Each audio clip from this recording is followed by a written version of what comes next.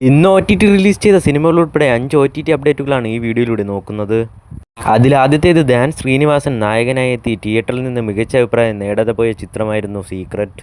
Theatre റിലീസിന് ശേഷം ചിത്രത്തിന്റെ OTT അവകാശങ്ങൾ മനോരമ മാക്സ് സ്വന്തമാക്കുകയായിരുന്നു. മനോരമ മാക്സിലൂടെ ചിത്രം ഇപ്പോൾ ഇതാ OTT റിലീസ് ചെയ്തിരിക്കുകയാണ്.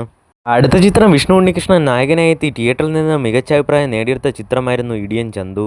നിരവധി പ്രേക്ഷകരായിരുന്നു ചിത്രത്തിന്റെ OTT റിലീസിന് വേണ്ടി കാത്തിരുന്നത്. ചിത്രം ഇപ്പോൾ ഇതാ ആമസോൺ പ്രൈമിലൂടെ OTT റിലീസ് ചെയ്തിരിക്കുകയാണ്.